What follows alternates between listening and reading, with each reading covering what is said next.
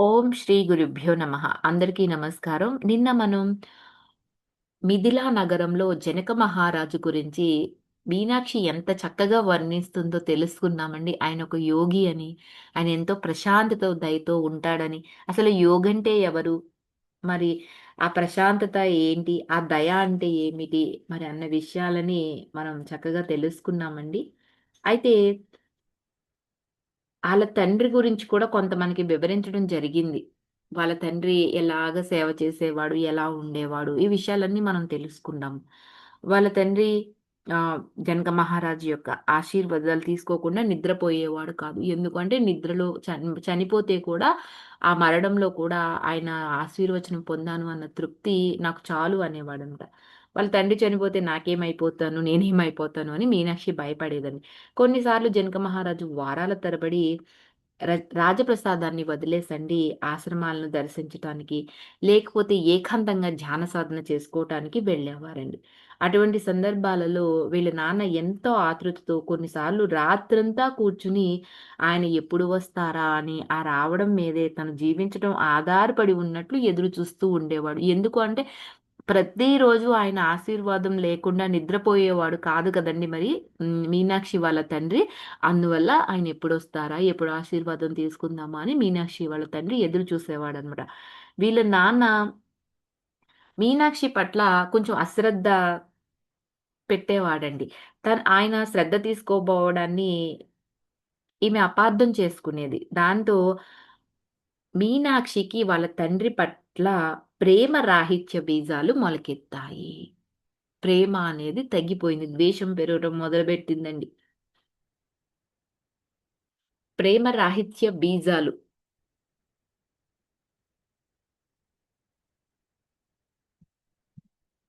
ప్రేమను తగ్గించేవన్నమాట. అంటే ఏంటి అంటే, ఇప్పుడు మన హృదయంలో ప్రేమ తగ్గిపోవటానికి కారణమయ్యే కొన్ని సూక్ష్మ ఆలోచనలు, అలవాట్లు మన భావాలన్నమాట. ఇవి మొదలై క్రమంగా మనిషిని కఠినంగా, స్వార్థంగా, నిర్లిప్తంగా మారుస్తాయండి.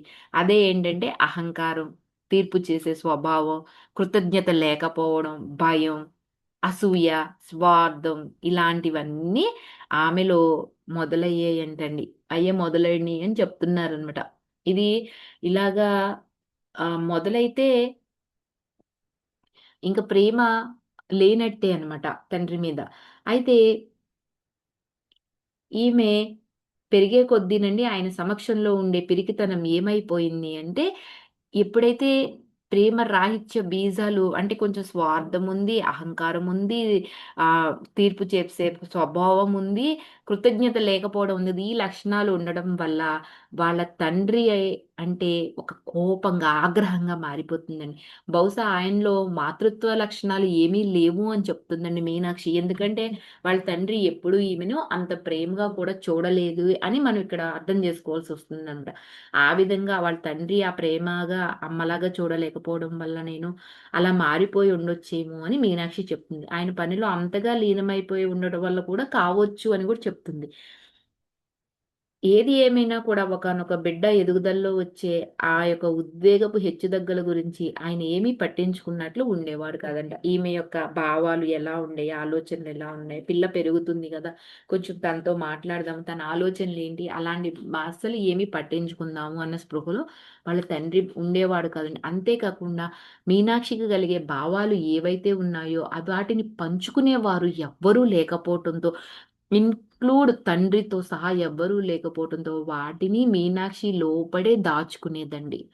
ఈమెకు 12 ఏళ్ల వయసప్పుడు తనకి వాళ్ళ నాన్నకి మధ్య ఒక విభేదం బయటపడింది. అది ఏంటి అంటే అక్కడ రాజప్రసాదము అంటే ఎంతోమంది పరిచారకులు గూడా ఉంటారు కదండీ! ఆ పరిచారకుల్లో అదితి అని ఒక మధ్య వయస్కురాలుంది. ఆమె వాళ్ళ నాన్న నుంచి ఏదో తీసుకోవడానికి వచ్చిందంట. ఈమె పట్ల మీనాక్షి పట్ల ఎంతో కరుణతో ఉండేదంటండి అదితి. అందువల్ల ఆమె పట్ల కూడా అదితి పట్ల మీనాక్షికి కూడా కొంత ఇష్టం ఉండేది. మిగిలిన పరిచారకుల కంటే ఎక్కువగా ఒక తల్లిలాగా అదితి మీనాక్షిని చూసేదంటండి. మీనాక్షి ముఖంలో ఎప్పుడన్నా కూడా ఒంటరితనాన్ని గ్రహిస్తే హృదయానికి హత్తుకుని ఎంతో ఉల్లాసకరంగా మాట్లాడేదండి అతిథి. ఒకవేళ ఆమె ఇక్కడకు వచ్చి వీళ్ళ గదిని చూసినప్పుడు ఆయనతో యథాలాపంగా ఏదో ఒక రోజు మీనాక్షి ఒక మంచి భార్య అవుతుంది అనేదంటండి. దానికి వెంటనే వీళ్ళ తండ్రి చురుగ్గా మీనాక్షి ఎప్పటికీ పెళ్లి చేసుకోదు అన్నాడంట.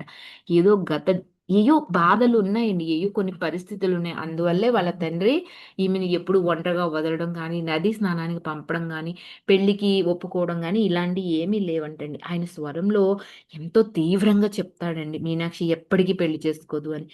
హ్మ్. మీనాక్షి వెంటనే ఆ మాటలకి బిత్తరపోయితదండి. కానీ ఆయన్ని ప్రశ్నించాలనుకున్నా కూడా ఇష్టం లేక అక్కడి నుంచి మౌనంగా వెళ్ళిపోతుందనమాట. నాన్న మీరెందుకలా అన్నారు? ఎవరు? అదితి. అదితి అలా వెళ్ళిపోతుంది. ఎళ్ళిపోయాక నాన్న మీరెందుకలా అన్నారు అని చెప్పి మీనాక్షి అడుగుతదండి. అదే నిజం. అందువల్లే అన్నానని ఎంతో స్థిరంగా, నిశ్చయంగా వాళ్ళ తండ్రి బదులిస్తాడు. ఈమె ఆ మాటకి అంటే నేనెవ్వరిని పెళ్లి చేసుకోలేనంత వికారంగా ఉన్నానా? అని బాధగా అడుగుతదండి తండ్రిని. ఎంత 12 ఏళ్ల వయసు కదా మరి! చూడండి మరి.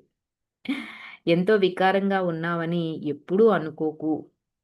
అలాగే అందంగా ఉన్నాననుకోక అను అని అనుకోవద్దని తండ్రి చెప్తున్నాడు. అది కూడా ఎప్పుడు మీనాక్షి కూడా అందంగా ఉన్నానని ఎప్పుడూ అనుకోలేదంటండి. అలాగే అందంగా లేనని కూడా అనుకోలేదంట. వాస్తవానికి మీనాక్షి యొక్క బాహ్య రూపం గురించి ఎప్పుడూ కూడా ఎక్కువగా ఆలోచించుకోలేదంట. అయితే వయసు వచ్చి స్త్రీతత్వం సంతరించుకునే కొద్దీ మొట్టమొదటిసారిగానండి ఆమె రూపం పట్ల ఆమె శ్రద్ధ పెట్టి, నేను ఆకర్షణీయంగా లేనా అని మీనాక్షి అనుకుందంట. హార్మోన్‌లు చేంజ్ అయితున్నప్పుడు ఆ వయసులో వచ్చే ఆలోచనలు, భావాలు ఎలా ఉంటాయో మనందరికీ తెలిసిన విషయమే గదండీ! నేను వాటి గురించి ఇక్కడ ప్రత్యేకంగా చెప్పనవసరం అయితే లేదు కదా! నూనుగు లేతల వయసులో ఎలా ఉంటాయో మనందరం అనుభవించిన వాళ్ళమే. అందువల్ల అనుకునేదనమాట. మీనాక్షి ఎలా ఉండేదంటే పొడవుగా, పొట్టిగా కాకుండా మధ్యస్థంగా, కొంచెం సన్నగా, కొంచెం నల్లగా ఉండేది. కానీ అలా అని మరీ అందవిహీనంగా ఏమీ కాదనమాట. ఆమె యొక్క వెంట్రుకలు పలచగా ఉండి, జడ మాత్రం సన్నగా ఉండేదంట.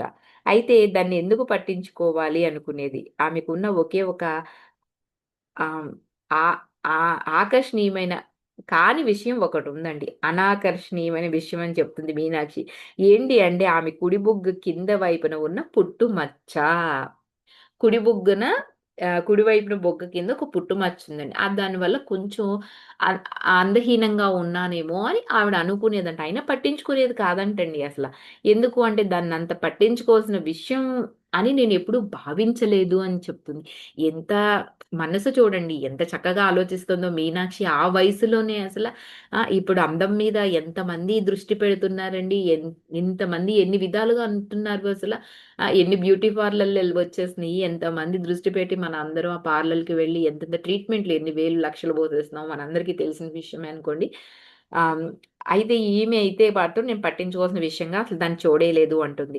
మన శ్రద్ధనంటండి ఆత్మ సౌందర్యం, మన శీలం పెంపొందించుకోవటం పట్లే కేంద్రీకరించాలి అని మిథిలలో వీళ్ళకి బోధించేవారంట.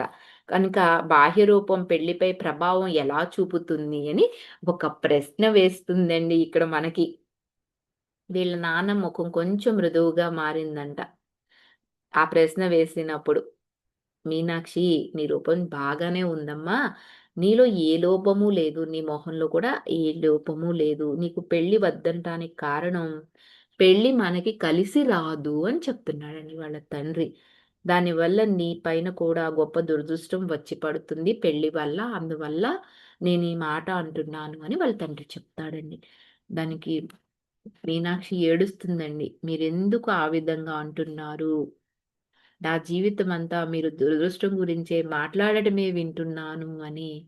ఏంటి నాన్న అసలు ఏమిటి ఆ దురదృష్టం? నా జీవితంలో ఏం జరిగింది అని మిగిలిన వారిలాగా మనం ఎందుకు ఆనందంగా ఉండలేకపోతున్నాము? వాళ్ళకంటే మనం తక్కువ అదృష్టంతో ఎందుకున్నాము? ఎందుకు నాన్న అని కళ్ళ నుండి నీరు ధారగా కారుతూ ఉండగా వాళ్ళ తండ్రిని అడుగుతుందండి పాపం మీనాక్షి. వాళ్ళ తండ్రి ముందు ఎప్పుడు ఆ విధమైన ఉద్వేగాన్ని ప్రదర్శించలేదండి. ఎన్ని భావాలు కలిగినా అన్నీ మనస్సులోనే దాచేసుకునేది కదా! జీవితంలో ఏర్పడబోయే ఏకైక ఆనంద మార్గాన్ని ఆయన మూసివేస్తున్నారు అన్న భావన మీనాక్షిని నిలువనీయకుండా మాట్లాడిందంట. చూడండి